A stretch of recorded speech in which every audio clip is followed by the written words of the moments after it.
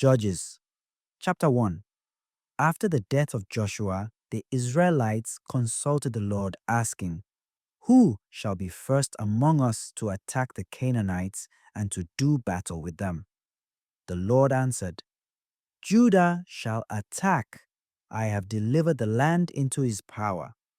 Judah then said to his brother Simeon, "Come up with me into the territory allotted to me, and let us engage the Canaanites in battle. I will likewise accompany you into the territory allotted to you." So Simeon went with him. When the forces of Judah attacked, the Lord delivered the Canaanites and Perizzites into their power, and they slew 10,000 of them in Bezek. It was in Bezek that they came upon Adoni-Bezek and fought against him. When they defeated the Canaanites and Perizzites, Adoni-Bezek fled. They set out in pursuit, and when they caught him, cut off his thumbs and his big toes.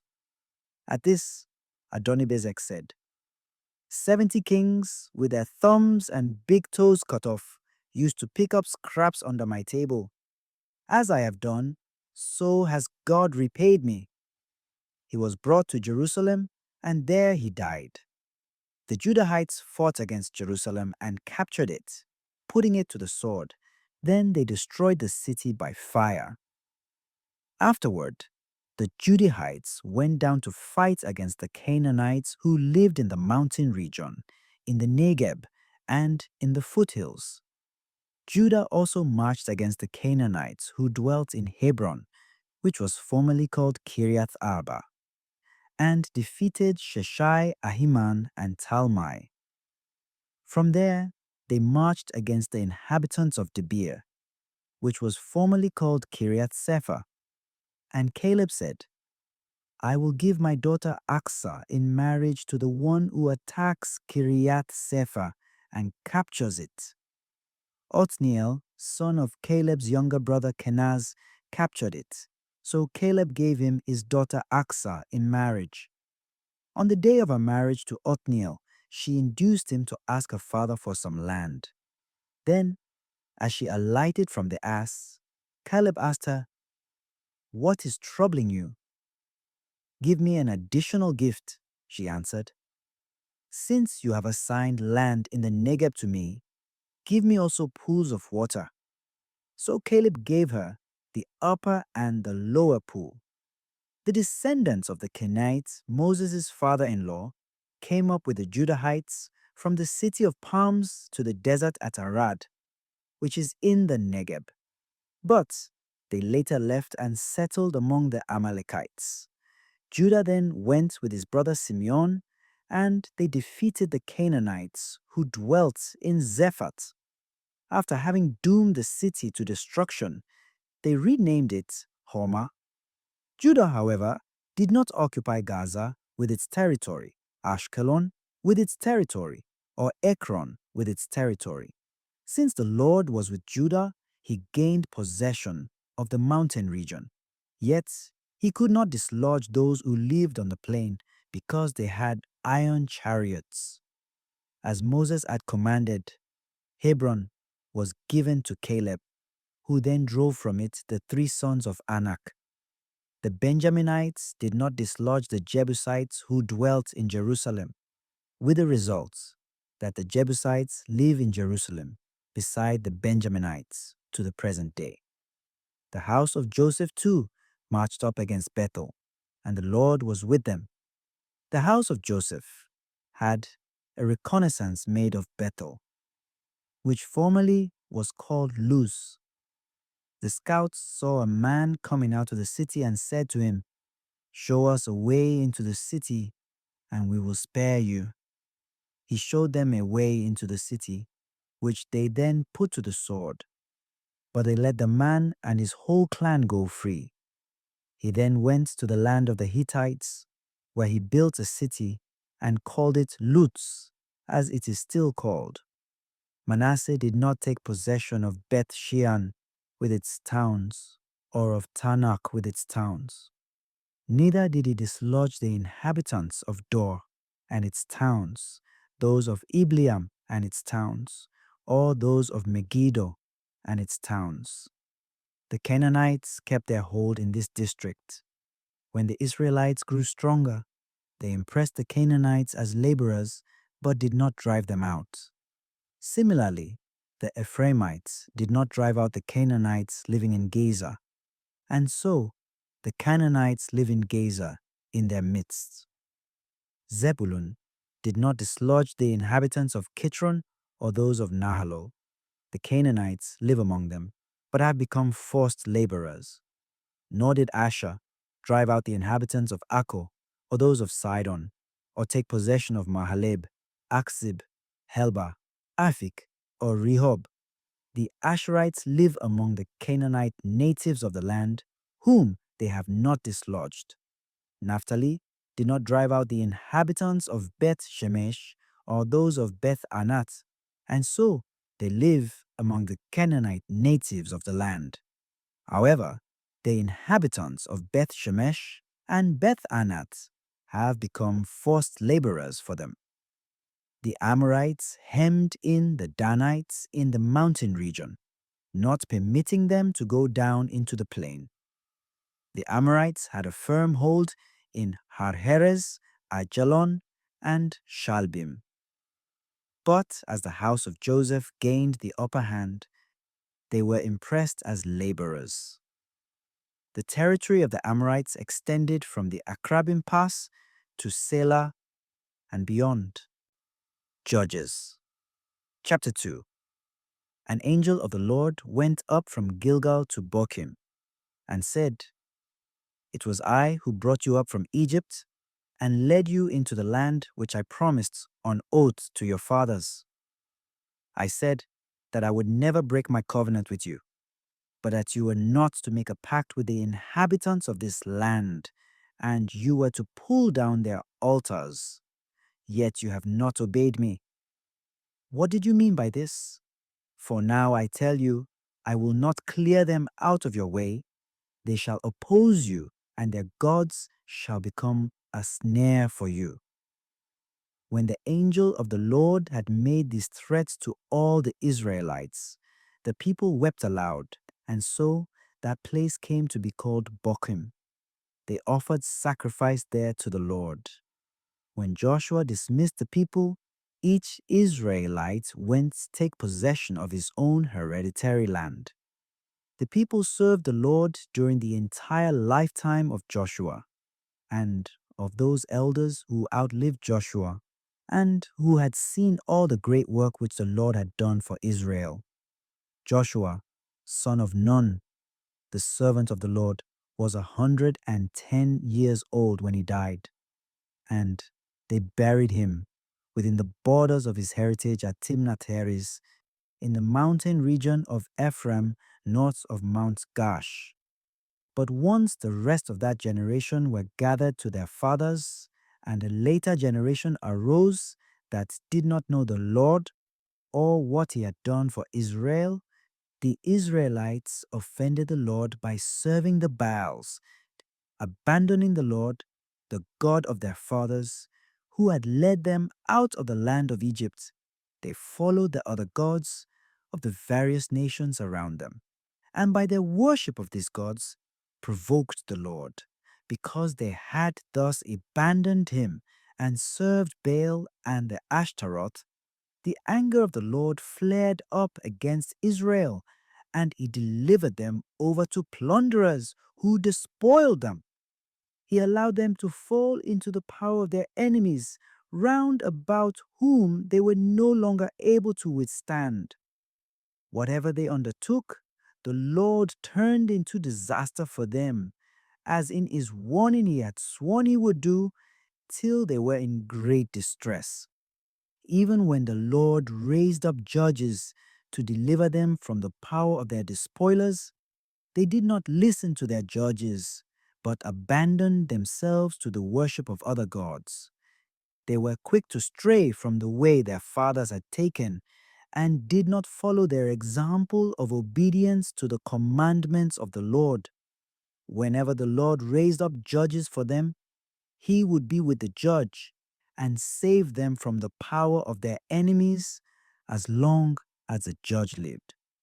It was thus the Lord took pity on their distressful cries of affliction under their oppressors.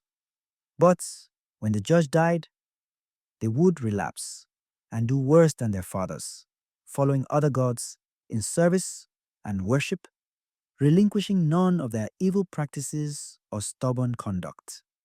In his anger toward Israel, the Lord said, "Inasmuch as this nation has violated my covenant, which I enjoined on their fathers, and has disobeyed me, I, for my part, will not clear away for them any more of the nations which Joshua left when he died." Through these nations, the Israelites were to be made to prove whether or not they would keep to the way of the Lord and continue in it as their fathers had done. Therefore, the Lord allowed them to remain instead of expelling them immediately or delivering them into the power of Israel.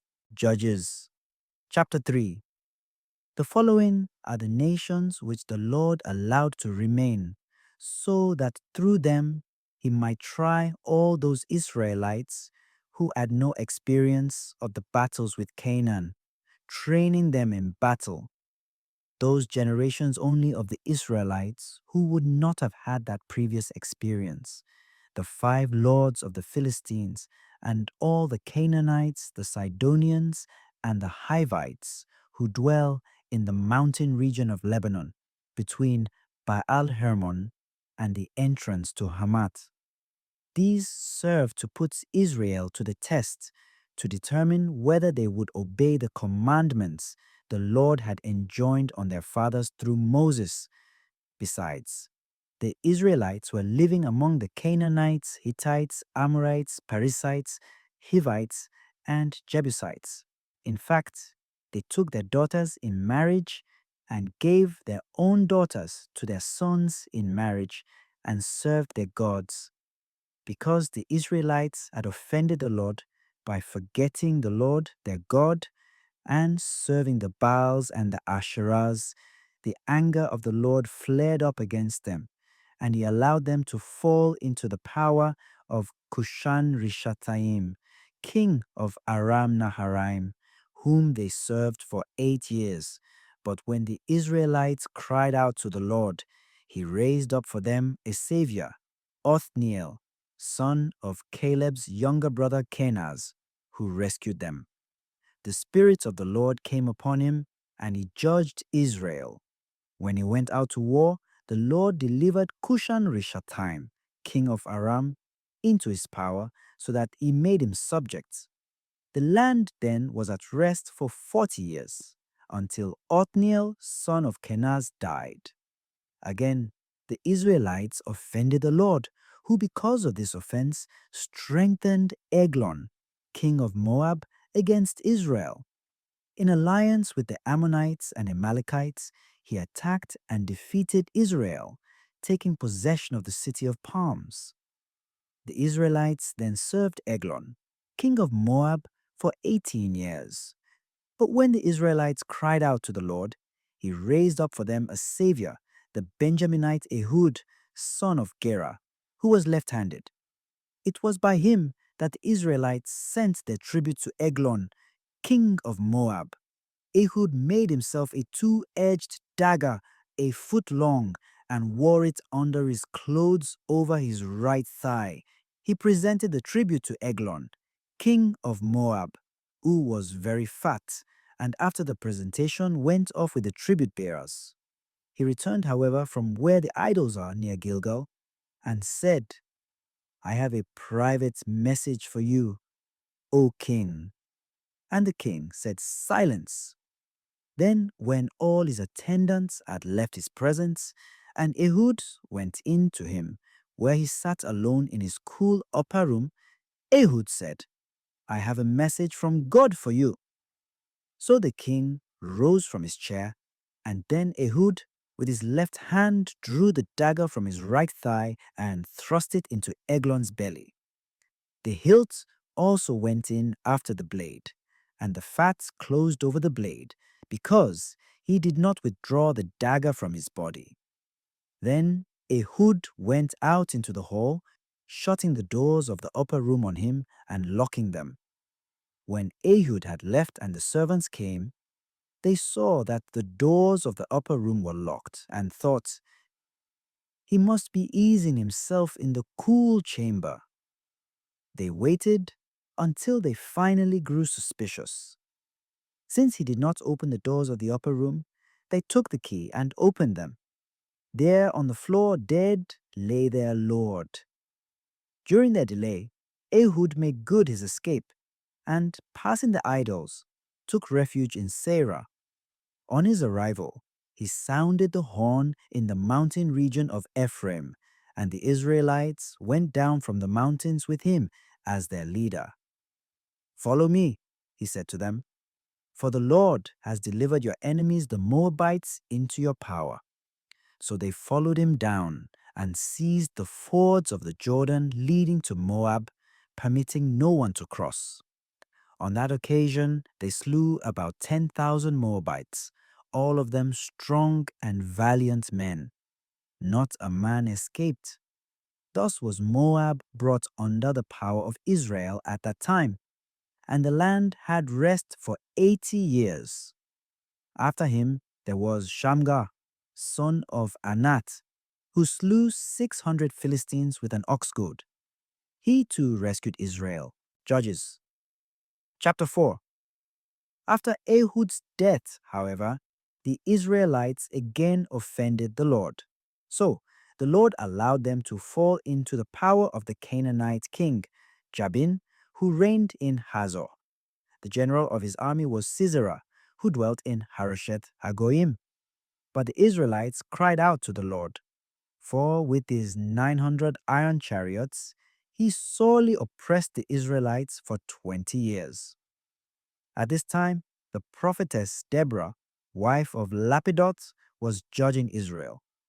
She used to sit under Deborah's palm tree, situated between Ramah and Bethel in the mountain region of Ephraim, and there the Israelites came up to her for judgment. She sent and summoned Barak, son of Abinoam, from Kadesh of Naphtali. "This is what the Lord, the God of Israel, commands," she said to him. "Go, march on Mount Tabor, and take with you 10,000 Naphtalites and Zebulunites. I will lead Sisera, the general of Jabin's army, out to you at the Wadi Kishon, together with his chariots and troops, and will deliver them into your power." But Barak answered her, "If you come with me, I will go. If you do not come with me, I will not go." "I will certainly go with you," she replied, "but you shall not gain the glory in the expedition on which you are setting out, for the Lord will have Sisera fall into the power of a woman." So Deborah joined Barak and journeyed with him to Kadesh. Barak summoned Zebulun and Naphtali to Kadesh, and 10,000 men followed him. Deborah also went up with him. Now the Kenite Heber had detached himself from his own people, the descendants of Hobab, Moses' brother-in-law, and had pitched his tent by the terebinths of Zaanannim, which was near Kadesh. It was reported to Sisera that Barak, son of Abinoam, had gone up to Mount Tabor. So Sisera assembled from Harosheth Hagoyim at the Wadi Kishon all 900 of his iron chariots and all his forces. Deborah then said to Barak, "Be off, for this is the day on which the Lord has delivered Sisera into your power. The Lord marches before you." So Barak went down Mount Tabor, followed by his 10,000 men. And the Lord put Sisera and all his chariots and all his forces to rout before Barak. Sisera himself dismounted from his chariot and fled on foot.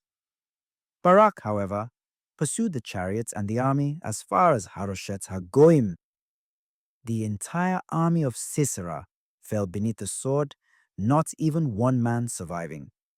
Sisera, in the meantime, had fled on foot to the tent of Jael, wife of the Kenite Heber, since Jabin, king of Azor, and the family of the Canaanite Heber were at peace with one another. Jael went out to meet Sisera and said to him, "Come in, my lord, come in with me. Do not be afraid." So he went into a tent, and she covered him with a rug. He said to her, "Please give me a little water to drink. I am thirsty." But she opened a jug of milk for him to drink, and then covered him over. "Stand at the entrance of the tent," he said to her. "If anyone comes and asks, 'Is there someone here?' say, 'No.'" Instead, Jael, wife of Heber, got a tent peg and took a mallet in her hand.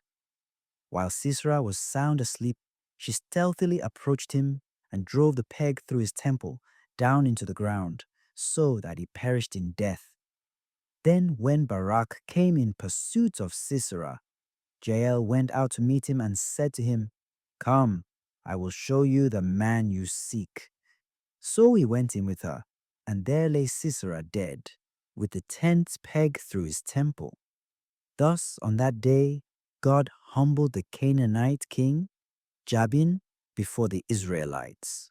Their power weighed ever heavier upon him, till at length they destroyed the Canaanite king, Jabin. Judges, chapter 5. On that day, Deborah and Barak, son of Abinoam, sang this song: of chiefs who took the lead in Israel, of noble deeds by the people who blessed the Lord. Hear, O kings, give ear, O princes. I to the Lord will sing my song, my hymn to the Lord, the God of Israel.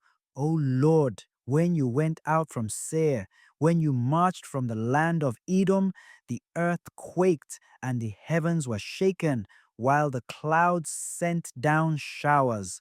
Mountains trembled in the presence of the Lord, the one of Sinai, in the presence of the Lord, the God of Israel. In the days of Shamgar, son of Anat, in the days of slavery, caravans ceased. Those who traveled the roads went by roundabout paths.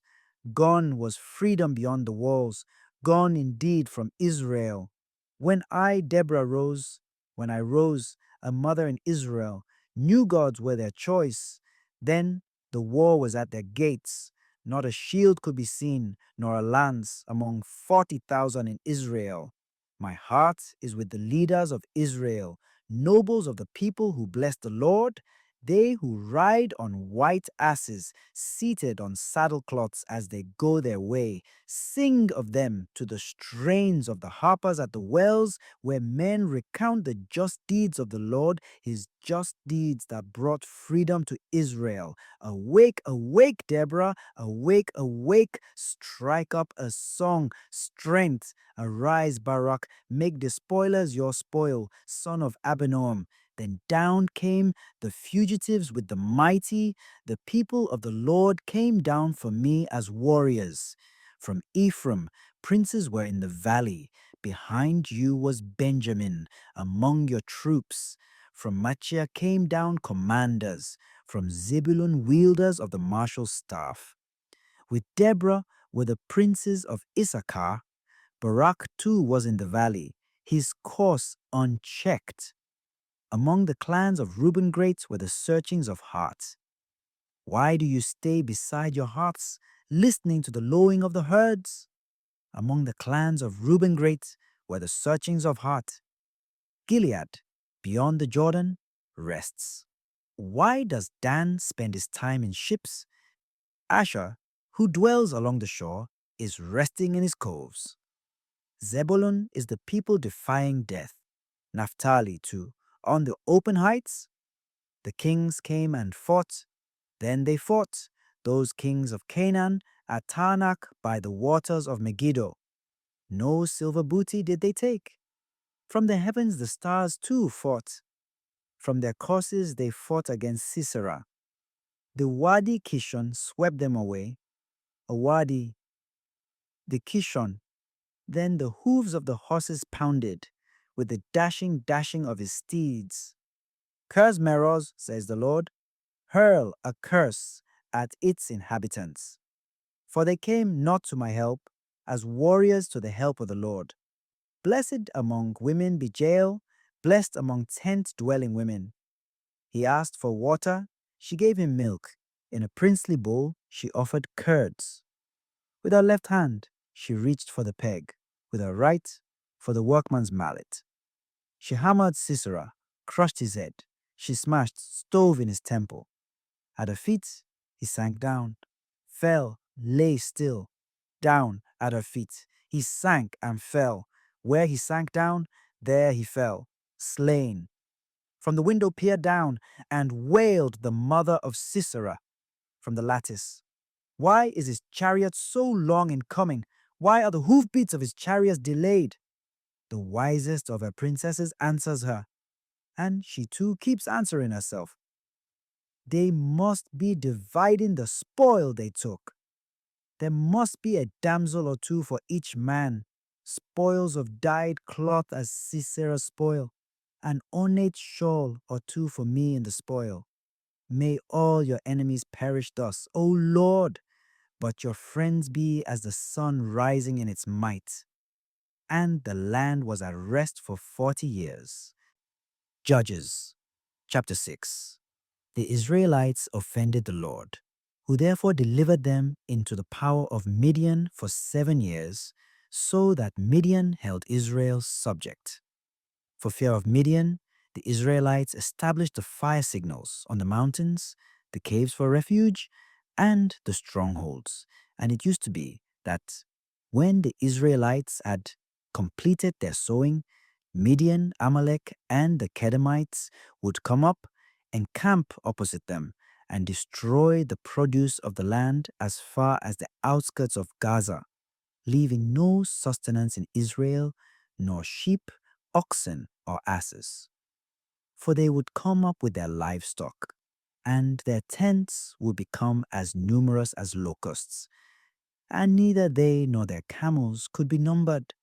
When they came into the land to lay it waste, thus was Israel reduced to misery by Midian.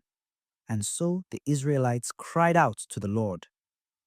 When Israel cried out to the Lord because of Midian, he sent a prophet to the Israelites who said to them, "The Lord, the God of Israel, says, I laid you up from Egypt. I brought you out of the place of slavery. I rescued you from the power of Egypt and of all your other oppressors. I drove them out before you and gave you their land. And I said to you, I, the Lord, am your God. You shall not venerate the gods of the Amorites in whose land you are dwelling, but you did not obey me." Then the angel of the Lord came and sat under the terebinths in Ophrah that belonged to Joash the Abiezrite. While his son Gideon was beating out wheat in the winepress to save it from the Midianites, the angel of the Lord appeared to him and said, "The Lord is with you, O champion." "My Lord," Gideon said to him, "if the Lord is with us, why has all this happened to us? Where are his wondrous deeds of which our fathers told us when they said, 'Did not the Lord bring us up from Egypt?' For now the Lord has abandoned us and has delivered us into the power of Midian." The Lord turned to him and said, "Go with the strength you have and save Israel from the power of Midian. It is I who send you." But he answered him, "Please, my Lord, how can I save Israel? My family is the meanest in Manasseh, and I am the most insignificant in my father's house." "I shall be with you," the Lord said to him, "and you will cut down Midian to the last man." He answered him, "If I find favor with you, give me a sign that you are speaking with me. Do not depart from here, I pray you, until I come back to you and bring out my offering and set it before you."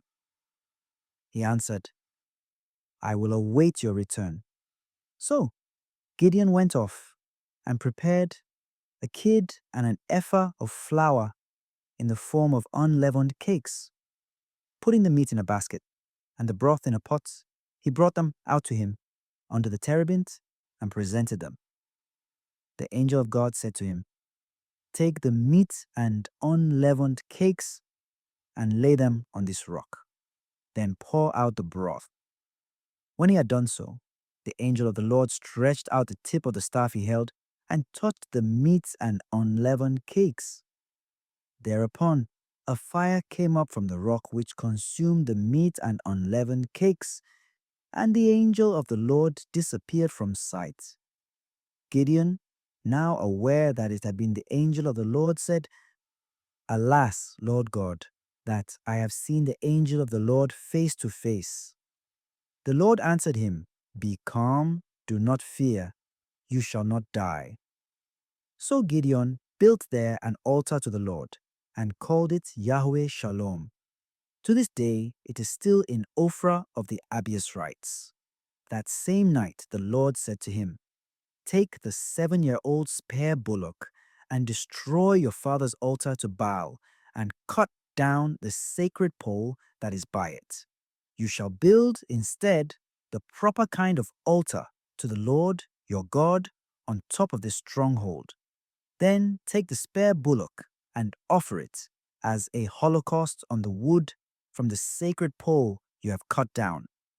So Gideon took 10 of his servants and did as the Lord had commanded him. But through fear of his family and of the townspeople, he would not do it by day, but did it at night. Early the next morning, the townspeople found that the altar of Baal had been destroyed, the sacred pole near it cut down, and the spare bullock offered on the altar that was built. They asked one another, "Who did this?" The inquiry led them to the conclusion that Gideon, son of Joash, had done it. So the townspeople said to Joash, "Bring out your son that he may die, for he has destroyed the altar of Baal and has cut down the sacred pole that was near it." But Joash replied to all who were standing around him, "Do you intend to act in Baal's stead or be his champion? If anyone acts for him, he shall be put to death by morning. If he whose altar has been destroyed is a god, let him act for himself." So on that day, Gideon was called Jerubbaal because of the words, "Let Baal take action against him, since he destroyed his altar." Then all Midian and Amalek and the Kedemites mustered and crossed over into the valley of Jezreel, where they encamped. The Spirit of the Lord enveloped Gideon. He blew the horn that summoned Abiezer to follow him. He sent messengers, too, throughout Manasseh, which also obeyed his summons, through Asher, Zebulun, and Naphtali. Likewise, he sent messengers, and these tribes advanced to meet the others. Gideon said to God, "If indeed you are going to save Israel through me, as you promised, I am putting this woolen fleece on the threshing floor. If dew comes on the fleece alone, while all the ground is dry, I shall know that you will save Israel through me, as you promised." That is what took place. Early the next morning, he wrung the dew from the fleece, squeezing out of it a bowlful of water.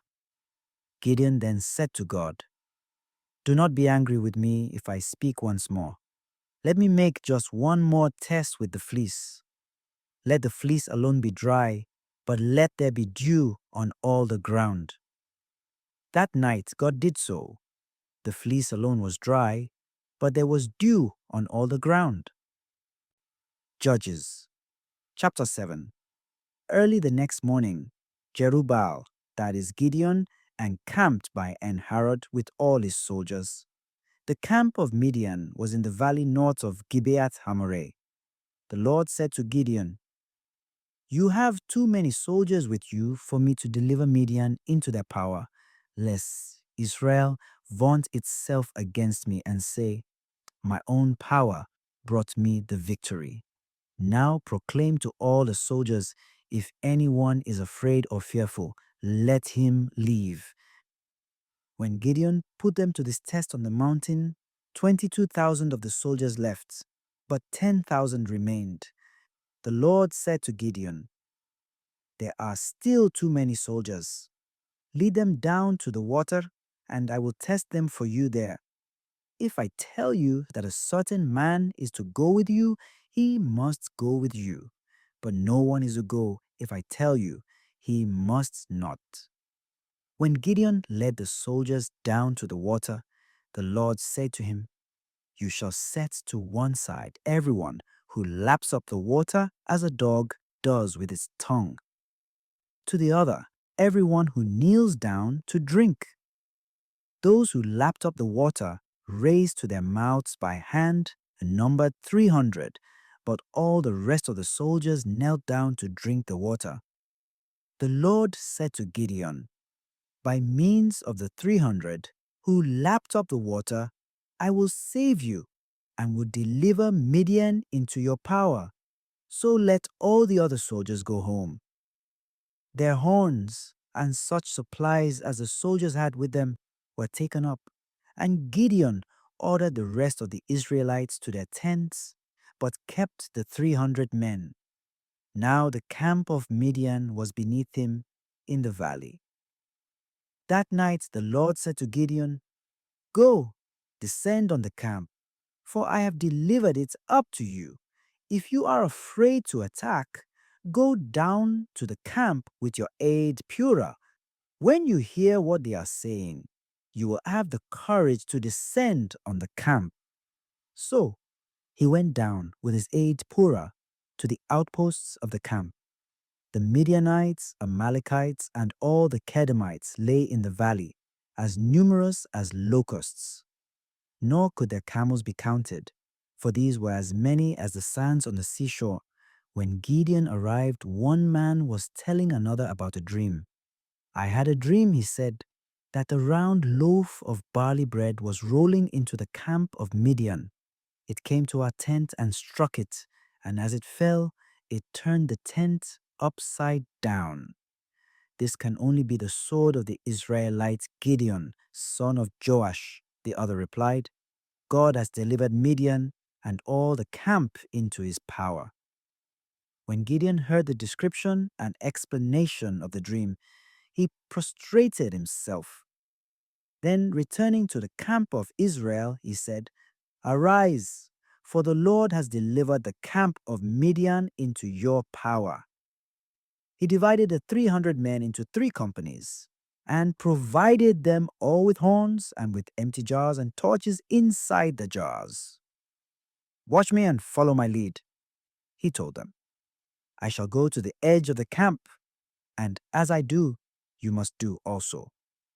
When I and those with me blow horns, you too must blow horns all around the camp and cry out, 'For the Lord and for Gideon.'" So Gideon and the 100 men who were with him came to the edge of the camp at the beginning of the middle watch, just after the posting of the guards. They blew the horns and broke the jars they were holding. All 3 companies blew horns and broke their jars. They held the torches in their left hands, and in their right the horns they were blowing, and cried out, "A sword for the Lord and Gideon!" They all remained standing in place around the camp, while the whole camp fell to running and shouting and fleeing. But the 300 men kept blowing the horns, and throughout the camp, the Lord set the sword of one against another. The army fled as far as Beth Shittah in the direction of Zarethan, near the border of Abel Meholah at Tabbath. The Israelites were called to arms from Naphtali, from Asher, and from all Manasseh, and they pursued Midian. Gideon also sent messengers throughout the mountain region of Ephraim to say, "Go down to confront Midian and seize the watercourses against them, as far as Beth Barah, as well as the Jordan." So all the Ephraimites were called to arms, and they seized the watercourses as far as Beth Barah and the Jordan as well. They captured the 2 princes of Midian, Oreb and Zeb, killing Oreb at the rock of Oreb and Zeb at the winepress of Zeb. Then they pursued Midian and carried the heads of Oreb and Zeb to Gideon beyond the Jordan. Judges chapter 8. But the Ephraimites said to him, "What have you done to us, not calling us when you went to fight against Midian?" And they quarreled bitterly with him. "What have I accomplished now in comparison with you?" He answered them, "Is not the gleaning of Ephraim better than the vintage of Abizar? Into your power God delivered the princes of Midian, Oreb, and Zeb. What have I been able to do in comparison with you?" When he said this, their anger against him subsided. When Gideon reached the Jordan and crossed it with his 300 men, they were exhausted and famished. So he said to the men of Succoth, "Will you give my followers some loaves of bread? They are exhausted, and I am pursuing Zebah and Zalmunna, kings of Midian." But the princes of Succoth replied, "Are the hands of Zebah and Zalmunna already in your possession, that we should give food to your army?" Gideon said, "Very well. When the Lord has delivered Zebah and Zalmunna into my power, I will grind your flesh in with the thorns and briars of the desert." He went up from there to Penuel and made the same request of them. But the men of Penuel answered him, as had the men of Succoth. So to the men of Penuel too he said, "When I return in triumph, I will demolish this tower." Now Zebah and Zalmunna were in Karkor with their force of about 15,000 men. These were all who were left of the whole Kedemite army, 120,000 swordsmen having fallen. Gideon went up by the route of the nomads east of Nobah and Jogbehar and attacked the camp when it felt secure. Zebah and Zalmunna fled. He pursued them and took the two kings of Midian, Zebah and Zalmunna, captive, throwing the entire army into panic. Then Gideon, son of Joash, returned from battle by the pass of Heres. He captured a young man of Succoth, who, upon being questioned, listed for him the 77 princes and elders of Succoth. So he went to the men of Succoth and said, "Here are Zebah and Zalmunna, with whom you taunted me. Are the hands of Zebah and Zalmunna already in your possession, that we should give food to your weary followers?" He took the elders of the city and thorns and briars of the deserts and ground these men of Succoth into them. He also demolished the tower of Penuel and slew the men of the city. Then he said to Zebah and Zalmunna, "Where now are the men you killed at Tabor?" "They all resembled you," they replied. "They appeared to be princes." "They were my brothers, my mother's sons," he said. "As the Lord lives, if you had spared their lives, I should not kill you." Then he said to his firstborn, Yetha, "Go, kill them."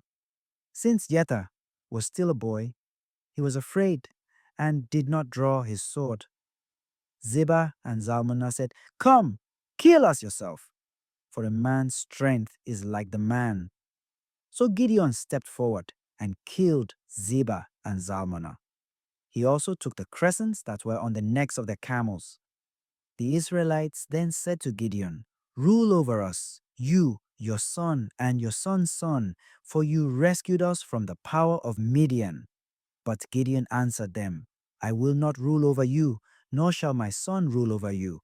The Lord must rule over you." Gideon went on to say, "I should like to make a request of you.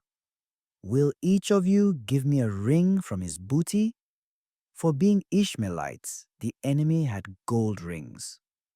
"We will gladly give them," they replied, and spread out a cloak into which everyone threw a ring from his booty. The gold rings that he requested weighed 1,700 gold shekels, in addition to the crescents and pendants, the purple garments worn by the kings of Midian, and the trappings that were on the necks of their camels. Gideon made an ephod out of the gold and placed it in his city Ophrah. However, all Israel paid idolatrous homage to it there and caused the ruin of Gideon and his family. Thus was Midian brought into subjection by the Israelites. No longer did they hold their heads high, and the land had rest for 40 years during the lifetime of Gideon. Then Jerubbaal, son of Joash, went back home to stay. Now Gideon had 70 sons, his direct descendants, for he had many wives. His concubine, who lived in Shechem, also bore him a son, whom he named Abimelech. At a good old age, Gideon, son of Joash, died and was buried in the tomb of his father Joash in Ophrah of the Abiezrites. But after Gideon was dead, the Israelites again abandoned themselves to the Baals, making Baal of Berith their god and forgetting the Lord, their God, who had delivered them from the power of their enemies all around them. Nor were they grateful to the family of Jerubbaal, Gideon, for all the good he had done for Israel. Judges chapter 9.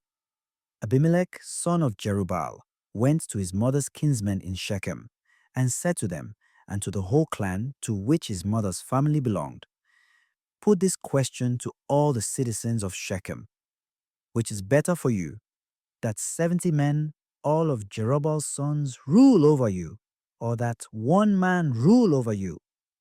You must remember that I am your own flesh and bone."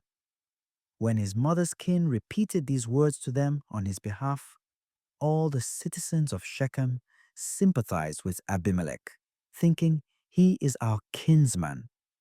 They also gave him 70 silver shekels from the temple of Baal of Berith, with which Abimelech hired shiftless men and ruffians as his followers.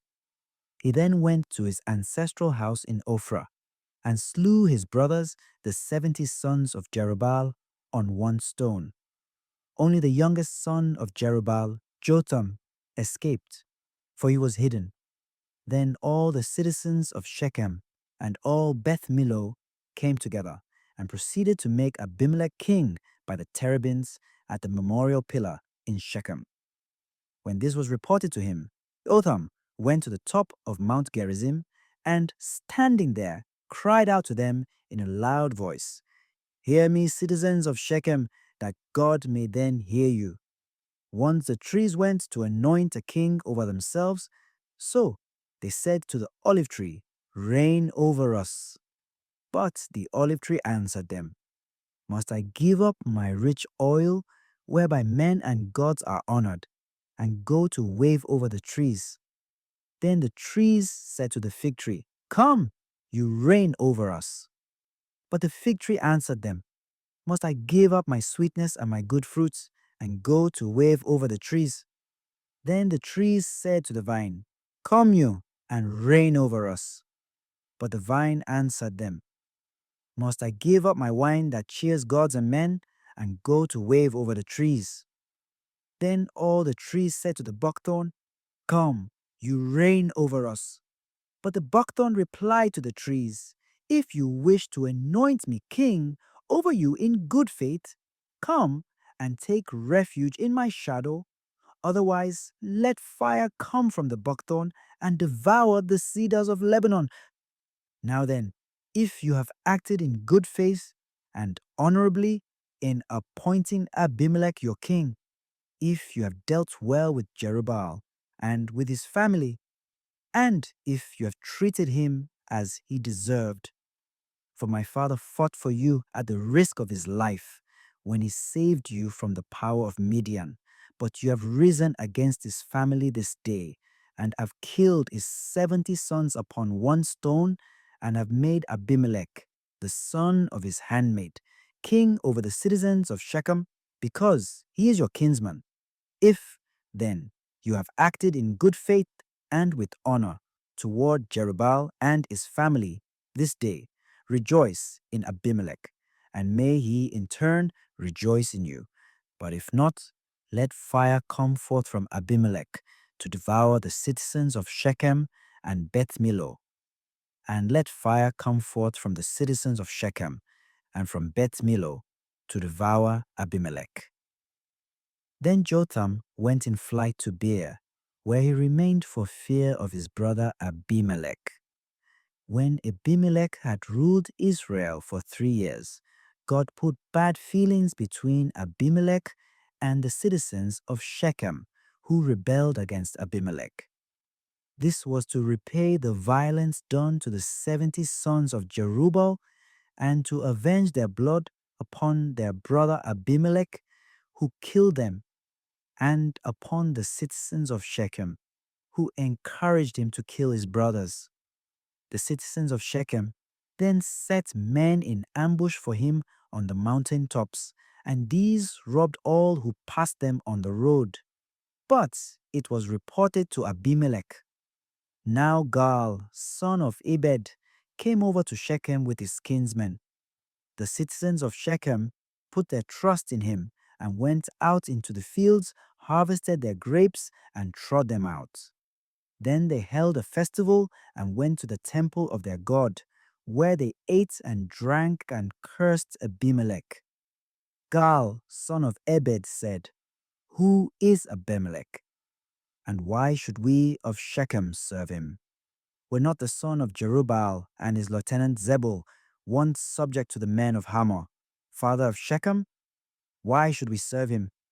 Would that this people were entrusted to my command. I would depose Abimelech. I would say to Abimelech, get a larger army and come out."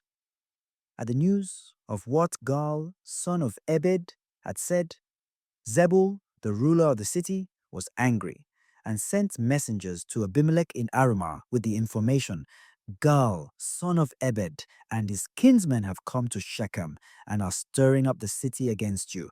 Now rouse yourself, set an ambush tonight in the fields, you and the men who are with you. Promptly at sunrise tomorrow morning, make a raid on the city. When he and his followers come out against you, deal with him as best you can." During the night, Abimelech advanced with all his soldiers and set up an ambush for Shechem in 4 companies. Gaal, son of Ebed, went out and stood at the entrance of the city gate. When Abimelech and his soldiers rose from their place of ambush, Gaal saw them and said to Zebul, "There are men coming down from the hilltops." But Zebul answered him, "You see the shadow of the hills as men." But Gaal went on to say, "Men are coming down from the region of Tabor Haris, and one company is coming by way of Elon Meonanim." Zebul said to him, "Where now is the boast you uttered? Who is Abimelech that we should serve him? Are these not the men for whom you expressed contempt? Go out now and fight with them." So Gaal went out at the head of the citizens of Shechem and fought against Abimelech. But Abimelech routed him, and he fled before him, and many fell slain right up to the entrance of the gate. Abimelech returned to Arumah, but Zebul drove Gaal and his kinsmen from Shechem, which they had occupied. The next day, when the people were taking the field, it was reported to Abimelech, who divided the men he had into 3 companies and set up an ambush in the fields. He watched till he saw the people leave the city and then rose against them for the attack. Abimelech and the company with him dashed in and stood by the entrance of the city gate, while the other 2 companies rushed upon all who were in the field and attacked them. That entire day, Abimelech fought against the city and captured it. He then killed its inhabitants and demolished the city, sowing the site with salt. When they heard of this, all the citizens of Migdal Shechem went into the crypt of the temple of El-Berit. It was reported to Abimelech that all the citizens of Migdal Shechem were gathered together. So he went up Mount Zalmon with all his soldiers, took his axe in his hand, and cut down some brushwood. This he lifted to his shoulder, then said to the men with him, "Hurry, do just as you have seen me do." So all the men likewise cut down brushwood, and following Abimelech, placed it against the crypt. Then they set the crypt on fire over their heads, so that every one of the citizens of Migdal Shechem, about 1,000 men and women, perished. Abimelech proceeded to Thebez, which he invested and captured. Now there was a strong tower in the middle of the city, and all the men and women, in a word, all the citizens of the city, fled there, shutting themselves in and going up to the roof of the tower.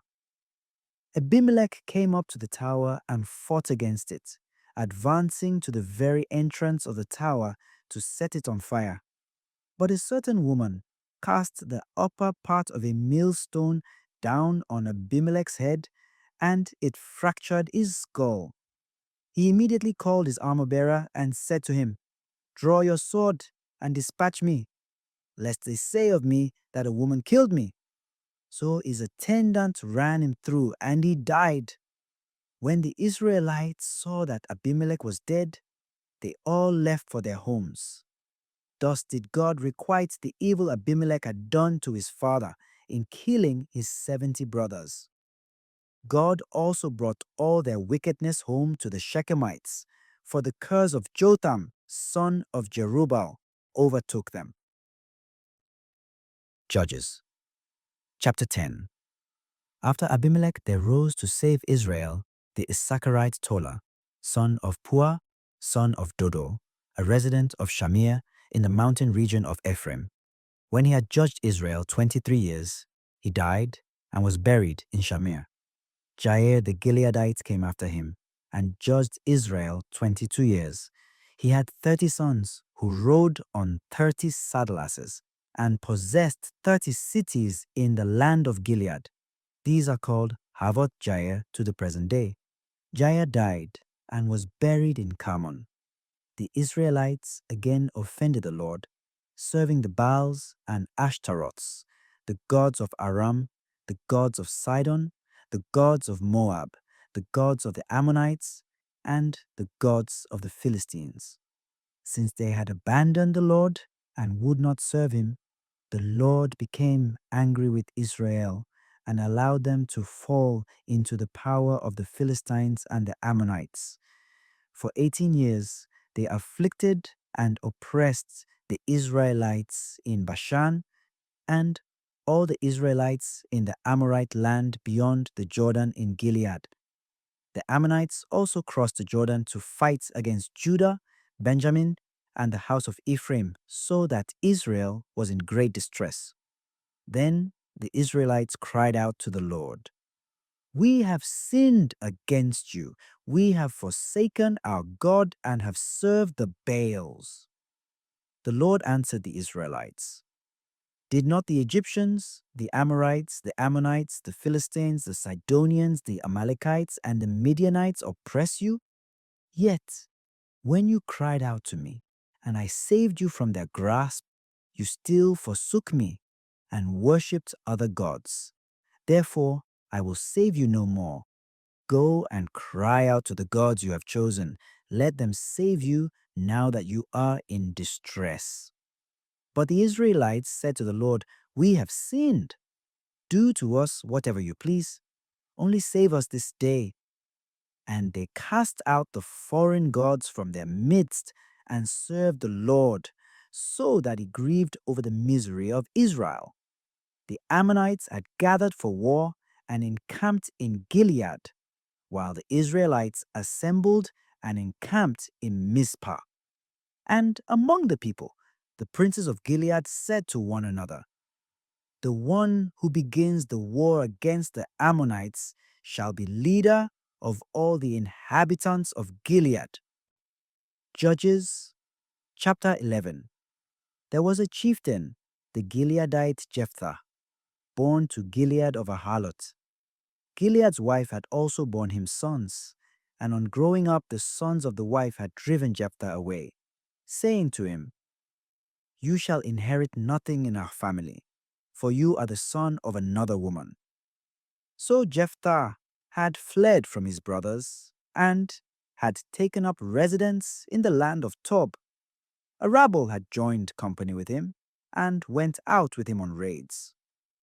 Sometime later, the Ammonites warred on Israel. When this occurred, the elders of Gilead went to bring Jephthah from the land of Tob. "Come," they said to Jephthah, "be our commander, that we may be able to fight the Ammonites. Are you not the ones who hated me and drove me from my father's house?" Jephthah replied to the elders of Gilead, "Why do you come to me now when you are in distress?" The elders of Gilead said to Jephthah, "In any case, we have now come back to you. If you go with us to fight against the Ammonites, you shall be the leader of all of us who dwell in Gilead." Jephthah answered the elders of Gilead, "If you bring me back to fight against the Ammonites, and the Lord delivers them up to me, I shall be your leader." The elders of Gilead said to Jephthah, "The Lord is witness between us that we will do as you say." So Jephthah went with the elders of Gilead, and the people made him their leader and commander. In Mizpah, Jephthah settled all his affairs before the Lord. Then he sent messengers to the king of the Ammonites to say, "What have you against me, that you come to fight with me in my land?" He answered the messengers of Jephthah, "Israel took away my land from the Arnon to the Jabbok and the Jordan when they came up from Egypt. Now restore the same peaceably." Again, Jephthah sent messengers to the king of the Ammonites, saying to him, "This is what Jephthah says. Israel did not take the land of Moab or the land of the Ammonites. For when they came up from Egypt, Israel went through the desert to the Red Sea and came to Kadesh. Israel then sent messengers to the king of Edom, saying, 'Let me pass through your land.' But the king of Edom did not give consent. They also sent to the king of Moab, but he too was unwilling. So Israel remained in Kadesh. Then they went through the desert, and bypassing the land of Edom and the land of Moab, went east of the land of Moab and encamped across the Arnon. Thus they did not go through the territory of Moab, for the Arnon is the boundary of Moab. Then Israel sent messengers to Sihon, king of the Amorites, king of Heshbon. Israel said to him, "Let me pass through your land to my own place." But Sihon refused to let Israel pass through his territory. On the contrary, he gathered all his soldiers, who encamped at Jahaz and fought Israel. But the Lord, the God of Israel, delivered Sihon and all his men into the power of Israel, who defeated them and occupied all the land of the Amorites dwelling in that region, the whole territory from the Arnon to the Jabbok, from the desert to the Jordan. If now the Lord, the God of Israel, has cleared the Amorites out of the way of his people, are you to dislodge Israel? Should you not possess that which your god Chemosh gave you to possess? And should we not possess all that the Lord our God has cleared out for us? Again, are you any better than Balak, son of Zippor, king of Moab? Did he ever quarrel with Israel, or did he war against them when Israel occupied Heshbon and its villages, Aroer and its villages, and all the cities on the banks of the Arnon? 300 years have passed. Why did you not recover them during that time? I have not sinned against you, but you wronged me by warring against me. Let the Lord, who is judge, decide this day between the Israelites and the Ammonites." But the king of the Ammonites paid no heed to the message Jephthah sent him. The Spirit of the Lord came upon Jephthah. He passed through Gilead and Manasseh, and through Mizpah Gilead as well, and from there he went on to the Ammonites. Jephthah made a vow to the Lord. "If you deliver the Ammonites into my power," he said, "whoever comes out of the doors of my house to meet me when I return in triumph from the Ammonites shall belong to the Lord." I shall offer him up as a holocaust." Jephthah then went on to the Ammonites to fight against them, and the Lord delivered them into his power, so that he inflicted a severe defeat on them. From Aroer to the approach of Minnit, 20 cities in all, and as far as Abel Keramim. Thus were the Ammonites brought into subjection by the Israelites. When Jephthah returned to his house in Mizpah, it was his daughter who came forth, playing the tambourines and dancing. She was an only child. He had neither son nor daughter besides her. When he saw her, he rent his garments and said, "Alas, daughter, you have struck me down and brought calamity upon me. For I have made a vow to the Lord, and I cannot retract." "Father," she replied, "you have made a vow to the Lord.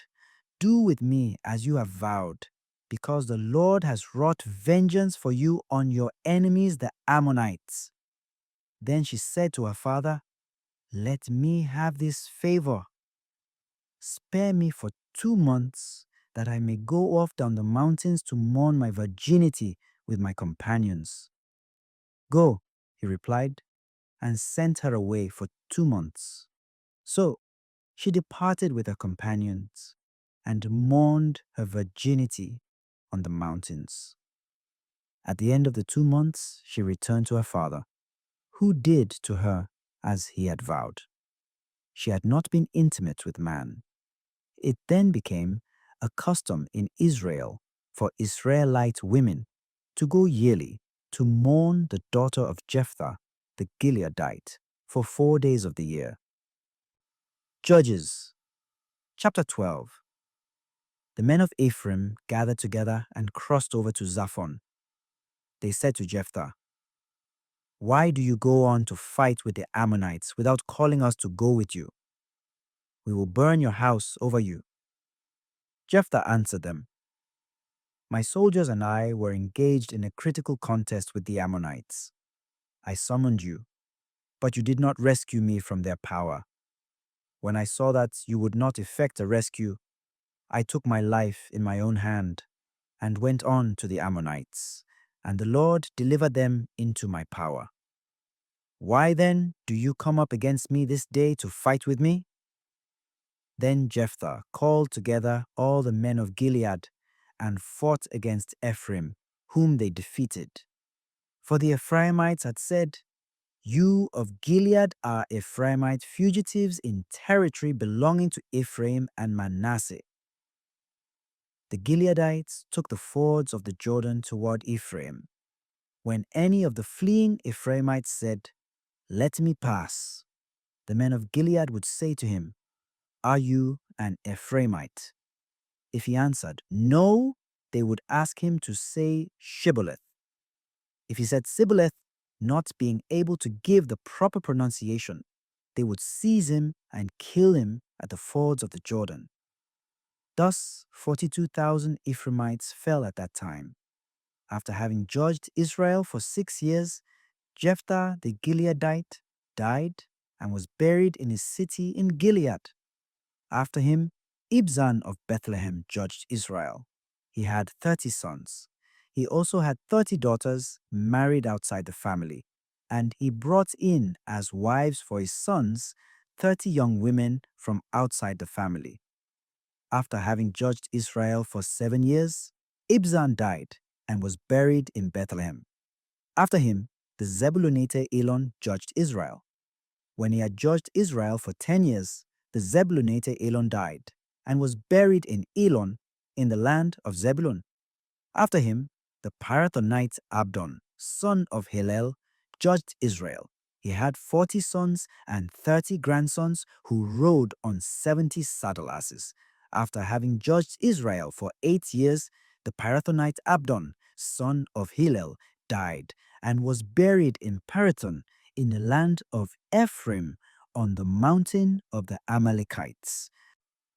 Judges, chapter 13. The Israelites again offended the Lord, who therefore delivered them into the power of the Philistines for 40 years, There was a certain man from Zorah of the clan of the Danites, whose name was Manoah.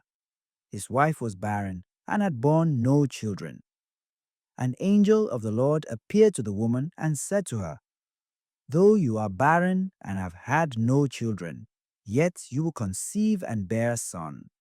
Now then, be careful to take no wine or strong drink, and to eat nothing unclean. As for the son you will conceive and bear, no razor shall touch his head, for this boy is to be consecrated to God from the womb. It is he who will begin the deliverance of Israel from the power of the Philistines." The woman went and told her husband, "A man of God came to me. He had the appearance of an angel of God. Terrible indeed. I did not ask him where he came from, nor did he tell me his name. But he said to me, 'You will be with child and will bear a son. So take neither wine nor strong drink, and eat nothing unclean, for the boy shall be consecrated to God from the womb until the day of his death.'" Manoah then prayed to the Lord. "O Lord, I beseech you," he said, "may the man of God whom you sent return to us to teach us what to do for the boy who will be born." God heard the prayer of Manoah, and the angel of God came again to the woman as she was sitting in the field. Since her husband Manoah was not with her, the woman ran in haste and told her husband, "The man who came to me the other day has appeared to me," she said to him. So Manoah got up and followed his wife. When he reached the man, he said to him, "Are you the one who spoke to my wife?" "Yes," he answered. Then Manoah asked, "Now, when that which you say comes true, what are we expected to do for the boy?" The angel of the Lord answered Manoah, "Your wife is to abstain from all the things of which I spoke to her. She must not eat anything that comes from the vine, nor take wine or strong drink, nor eat anything unclean. Let her observe all that I have commanded her." Then Manoah said to the angel of the Lord, "Can we persuade you to stay while we prepare a kid for you?" But the angel of the Lord answered Manoah, "Although you press me, I will not partake of your food. But if you will, you may offer a holocaust to the Lord." Not knowing that it was the angel of the Lord, Manoah said to him, "What is your name, that we may honor you when your words come true?" The angel of the Lord answered him, "Why do you ask my name, which is mysterious?" Then Manoah took the kid with a cereal offering and offered it on the rock to the Lord, whose works are mysteries. While Manoah and his wife were looking on, as the flame rose to the sky from the altar, the angel of the Lord ascended in the flame of the altar. When Manoah and his wife saw this, they fell prostrate to the ground. But the angel of the Lord was seen no more by Manoah and his wife. Then Manoah, realizing that it was the angel of the Lord, said to his wife, "We will certainly die, for we have seen God." But his wife pointed out to him, "If the Lord had meant to kill us, he would not have accepted a holocaust and cereal offering from our hands, nor would he have let us see all this just now, or hear what we have heard." The woman bore a son and named him Samson.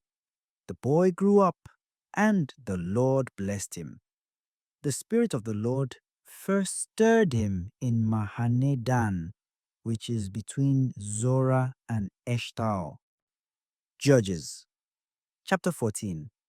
Samson went down to Timnah and saw there one of the Philistine women. On his return, he told his father and mother, "There is a Philistine woman I saw in Timnah, whom I wish you to get as a wife for me." His father and mother said to him, "Can you find no wife among your kinsfolk or among all our people, that you must go and take a wife from the uncircumcised Philistines?" But Samson answered his father, "Get her for me, for she pleases me." Now his father and mother did not know that this had been brought about by the Lord, who was providing an opportunity against the Philistines, for at that time they had dominion over Israel. So Samson went down to Timnah with his father and mother. When they had come to the vineyards of Timnah, a young lion came roaring to meet him. But the Spirit of the Lord came upon Samson, and although he had no weapons, he tore the lion in pieces as one tears a kid. However, on the journey to speak for the woman, he did not mention to his father or mother what he had done.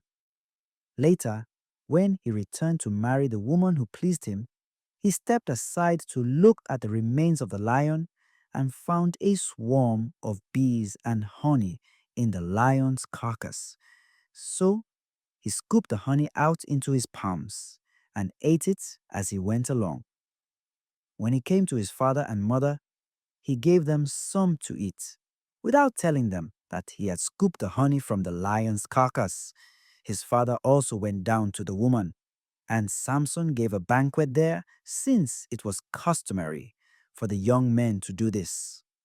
When they met him, they brought 30 men to be his companions. Samson said to them, "Let me propose a riddle to you. If within the 7 days of the feast you solve it for me successfully, I will give you 30 linen tunics and 30 sets of garments.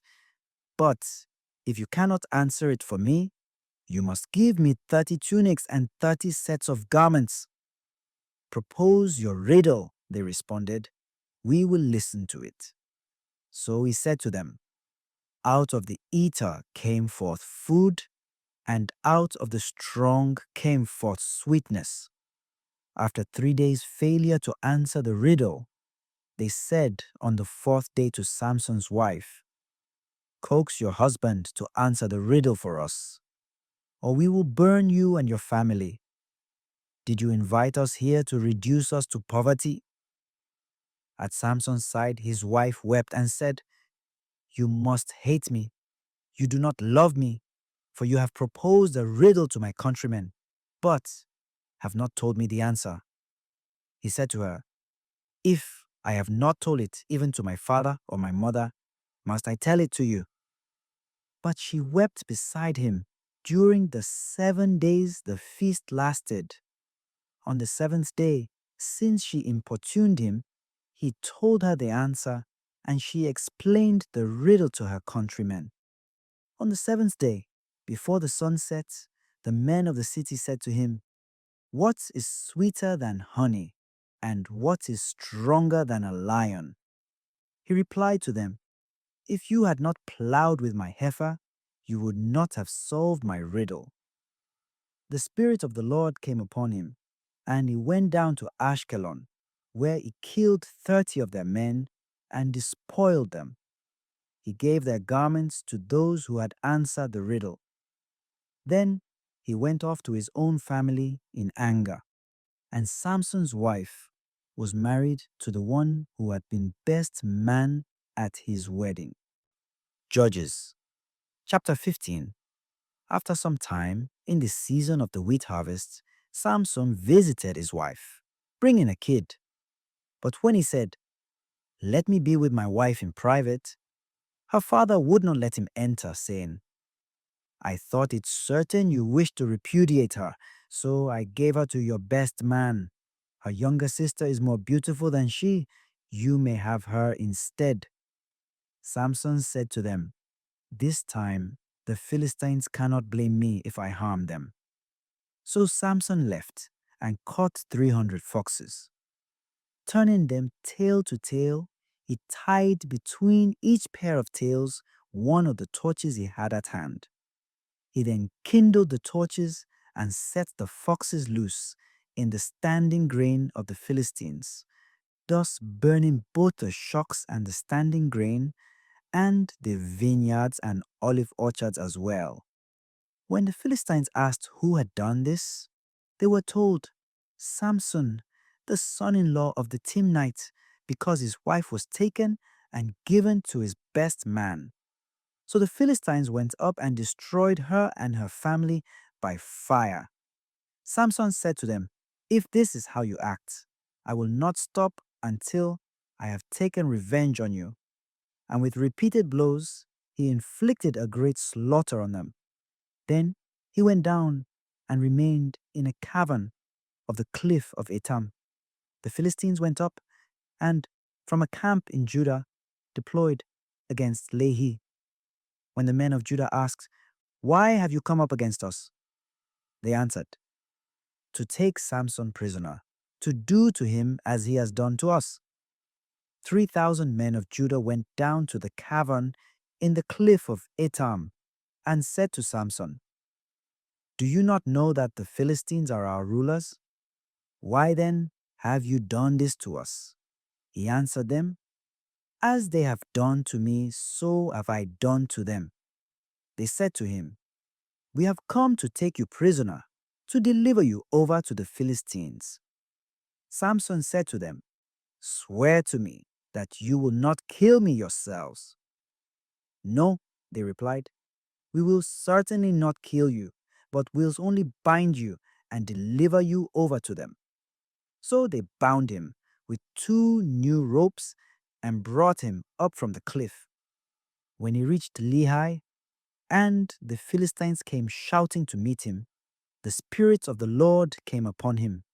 The ropes around his arms became as flax that is consumed by fire, and his bonds melted away from his hands. Near him was a fresh jawbone of an ass. He reached out, grasped it, and with it killed 1,000 men. Then Samson said, "With the jawbone of an ass I have piled them in a heap. With the jawbone of an ass I have slain 1,000 men." As he finished speaking, he threw the jawbone from him, and so that place was named Ramat Lehi. Being very thirsty, he cried to the Lord and said, "You have granted this great victory by the hand of your servant. Must I now die of thirst or fall into the hands of the uncircumcised?"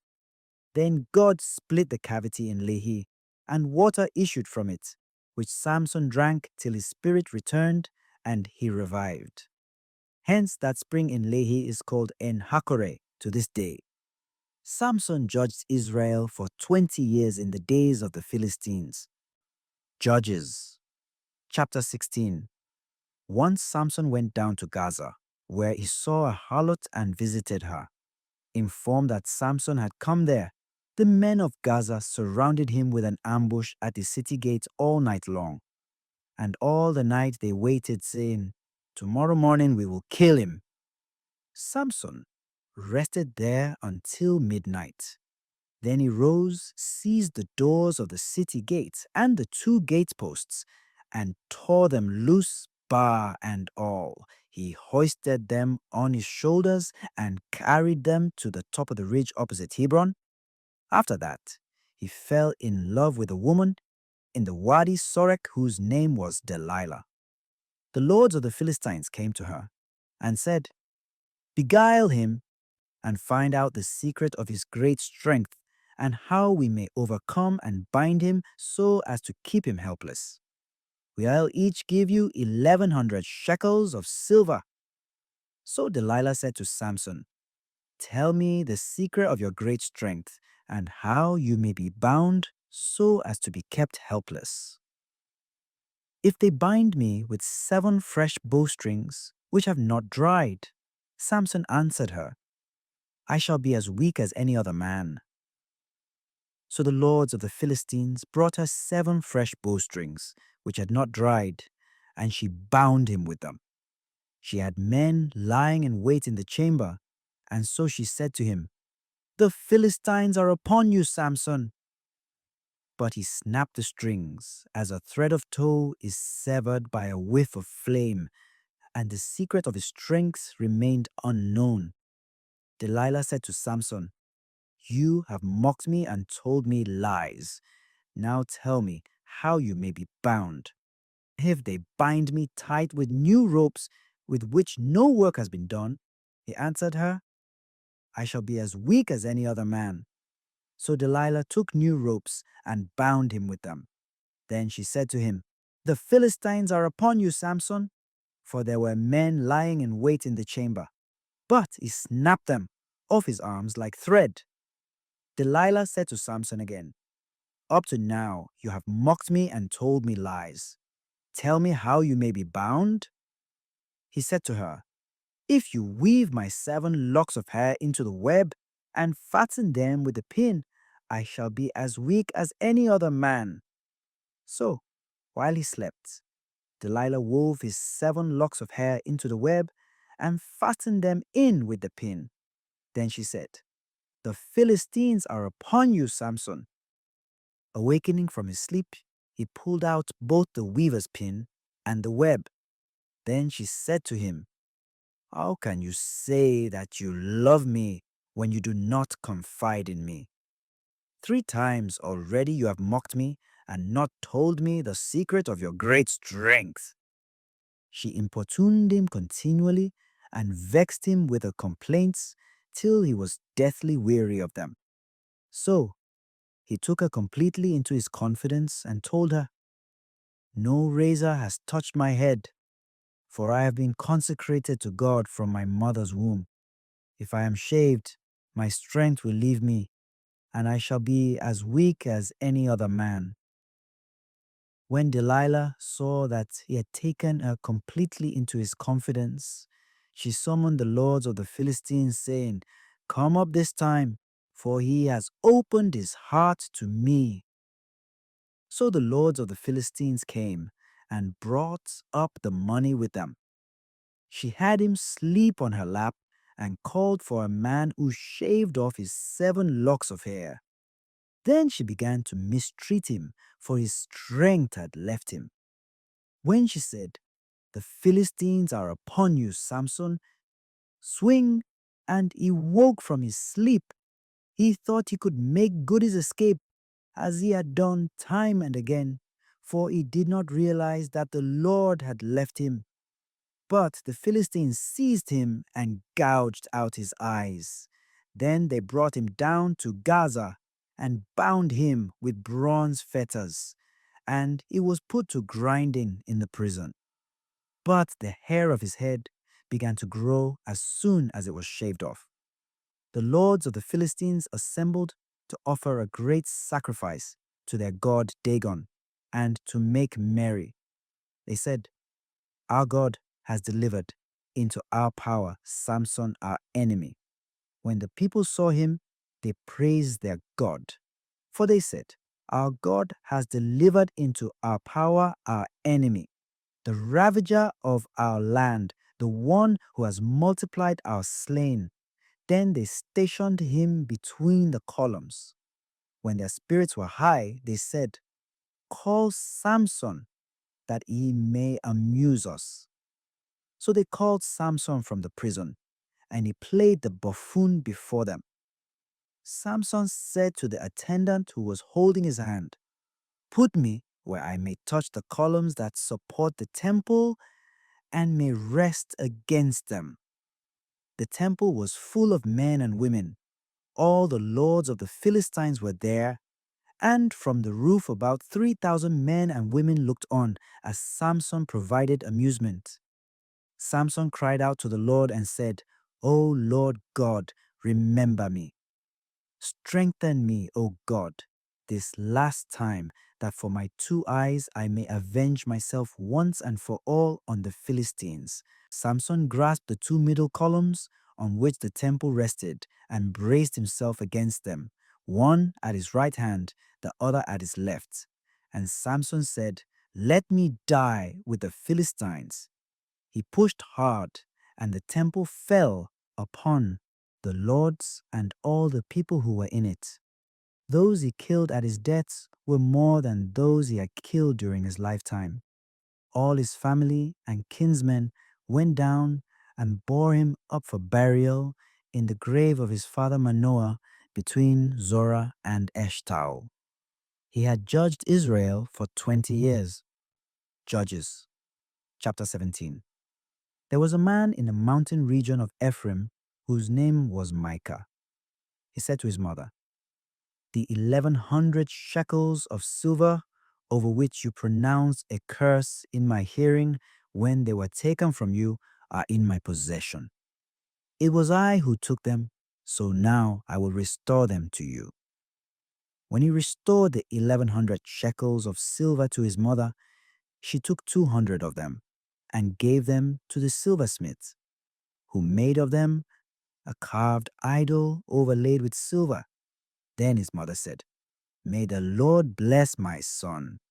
I have consecrated the silver to the Lord as my gift in favor of my son by making a carved idol overlaid with silver." It remained in the house of Micah. Thus, the layman, Micah, had a sanctuary. He also made an ephod and household idols, and consecrated one of his sons, who became his priest. In those days, there was no king in Israel. Everyone did what he thought best. There was a young Levite who had resided within the tribe of Judah at Bethlehem of Judah.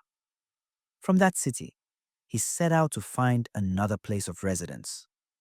On his journey, he came to the house of Micah in the mountain region of Ephraim. Micah said to him, "Where do you come from?" He answered him, "I am a Levite from Bethlehem in Judah, and am on my way to find some other place of residence." "Stay with me," Micah said to him. "Be father and priest to me, and I will give you 10 silver shekels a year, a set of garments, and your food." So the young Levite decided to stay with the man, to whom he became as one of his own sons. Micah consecrated the young Levite, who became his priest, remaining in his house.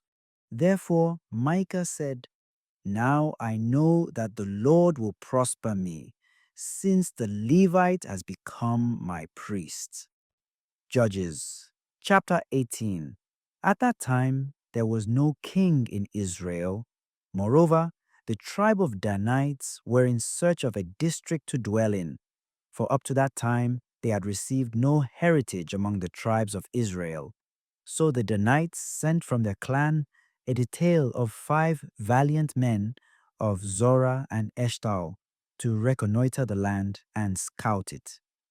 With their instructions to go and scout the land, they traveled as far as the house of Micah in the mountain region of Ephraim, where they passed the night. Near the house of Micah, they recognized the voice of the young Levite and turned in that direction. "Who brought you here, and what are you doing here?" they asked him. "What is your interest here?" "This is how Micah treats me," he replied to them. "He pays me a salary, and I am his priest."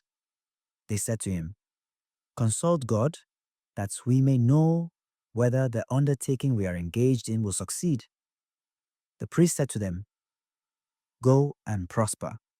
The Lord is favorable to the undertaking you are engaged in." So the 5 men went on and came to Laish. They saw that the people dwelling there lived securely after the manner of the Sidonians, quiet and trusting, with no lack of any natural resources. They were distant from the Sidonians and had no contact with other people.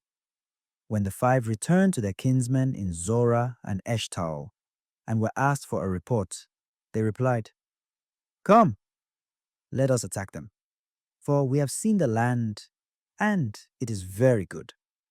Are you going to hesitate? Do not be slothful about beginning your expedition to possess the land. Those against whom you go are a trusting people, and the land is ample. God has indeed given it into your power, a place where no natural resource is lacking."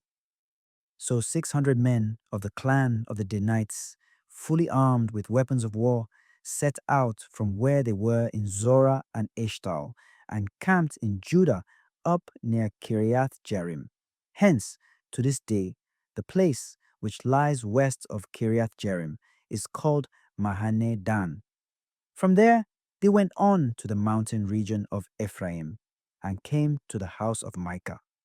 The 5 men who had gone to reconnoiter the land of Laish said to their kinsmen, Do you know that in these houses there are an ephod, household idols, and a carved idol overlaid with silver? Now decide what you must do." So turning in that direction, they went to the house of the young Levite at the home of Micah and greeted him. The 600 men, girt with weapons of war, who were Danites, stood by the entrance of the gate, and the priest stood there also. Meanwhile, the 5 men who had gone to reconnoiter the land went up and entered the house of Micah. When they had gone in and taken the ephod, the household idols, and the carved idol overlaid with silver, the priest said to them, "What are you doing?" They said to him, "Be still, put your hand over your mouth. Come with us and be our father and priests. Is it better for you to be a priest for the family of one man, or to be a priest for a tribe and a clan in Israel?" The priests, agreeing, took the ephod, household idols, and carved idol, and went off in the midst of the band. As they turned to depart, they placed their little ones, their livestock, and their goods at the head of the column.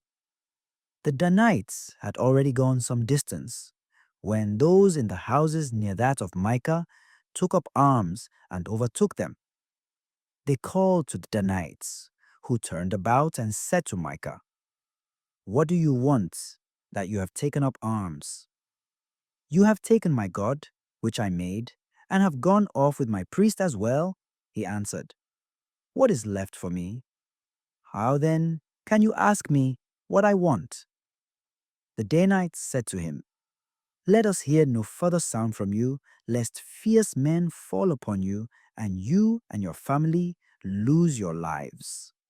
The Danites then went on their way, and Micah, seeing that they were stronger than he, returned home.